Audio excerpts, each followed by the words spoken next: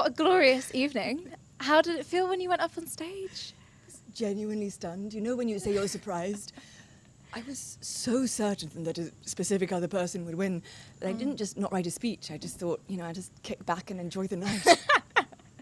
So what went through your mind when you were on stage? I was so delighted. Yeah. And it is a lovely thing to be part of the British Book Awards, which are, everyone in the industry is here and people you love and admire who are making books that are beautiful that then go into the world.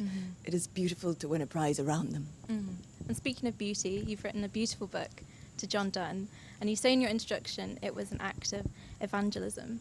What does John Donne mean to you?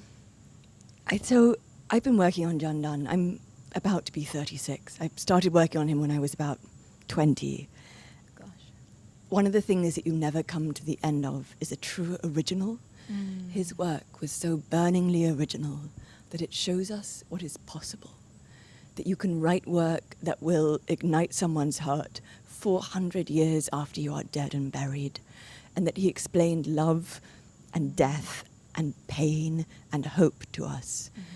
And the only thing I wanted to do with that book was to make other people see what he had seen. And it was a labour of love. You've rewrote it a few times. So it took me 10 years. My PhD was about 5, and then the writing, I rewrote it. It was first a very long, very serious academic book. And when you come across someone who is that brilliant, you need to do them justice. And so I spent 5 years writing and rewriting and rewriting and bloody hell rewriting until it felt to me like maybe it would do him a little bit of justice. And is there another figure of similar brilliance, but maybe not quite the same amount of brilliance, that you would like to write about? There are so many poets who I think have offered us something bold. We don't read so much poetry anymore, but poets distill something about humanity. People like T.S. Eliot, like Warsan Shire, like Auden, they just offer us something in a palm. You can't memorize a novel, but you can memorize a poem and you can take it everywhere with you. If you were to recommend one John Donne poem to memorize, what would you recommend? I would say Love's Growth.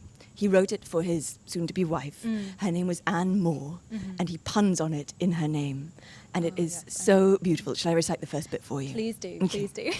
This is also the bit I recited on stage. It was either that or a poem about dying and decaying, and I thought, maybe not quite for the vibe, mood. yeah. So this is Love's Growth. I scarce believe my love to be so pure as I had thought it was, because it doth endure vicissitude and season as the grass. Methinks I lied all winter when I swore my love was infinite, if spring has made it more. And that more was for her, and more. So that poem will be read by billions of people, but for her it was different. I think what a brilliant poem, especially to pick for this evening. And you recite it so beautifully, and you've come to this book and it's been applauded by so many critics and readers alike, but you're also an award-winning children's fiction writer.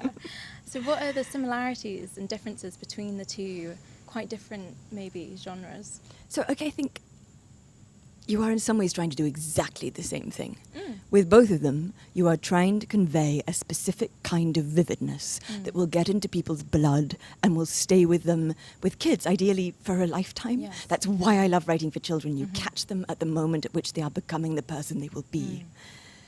And so what you do is you write a book, and then you spend years. In my most recent children's book, I spent 5 years writing, trying to distill it so that it will stay with them. And it seems to be a trend with the 5 years, 10 years. Someday I need to work out how you write a book faster. I'm very, very tired. I bet you are. Speaking of books as well, where would we be without the bookshops and booksellers really that make it possible? I'm sure you have a very long list of favourite bookshops, but I have spring to mind? so many. When I was in Oxford, Mostly Books was just so close to my heart. I live in Primrose Hill, so Primrose Hill Books is just a fabulous small book. And the children's bookshop at Muswell Hill is staffed by people who will take a whole day if necessary to find your child the one book that will ignite their passion for reading, and then that passion will burn through their lives. They are remarkable. And round table books, which just one, which is, yes. God, they're amazing. And what they? they do, of course, is innovative and bold, and there was no guarantee they would succeed, and they did it anyway. They had such bravery and such courage. It's a really special relationship between booksellers and readers, I think. Yeah, many of my best friends are booksellers. Oh. Booksellers are the people who will take the time to ask you, Yes. tell me about what you love, I will find the book. They're like doctors Yeah. for the soul. Yes, yeah, beautiful people, aren't they? And so what books are on your bookside table? Bedside table? So a book I recently finished and adored was Elder Catton's Burnham Wood. Ellie wrote The Luminaries, which won the Booker, which is, of course, brilliant. It is morally so bold and so vivid, and also as gripping as a thriller. Yes. I loved that book. Any more on your Oh, so to be read pile, so when maybe? when I'm asked about children's fiction, the person I always name is Shana Jackson. She wrote the Tower series. She has this fabulous mystery with two girls who solve mysteries, and it is so funny and so sharp and so warm. I have genuinely never met a child who doesn't adore those books. Katherine, you're such joy, honestly. How are you going to be celebrating tonight? Well, we're staying here for the dancing until 2 Good. a.m. I can't wait. I've got very painful shoes. I'm going to take them off. Yes, please do. I brought trainers as well. Thank you so much for Thank coming you. here.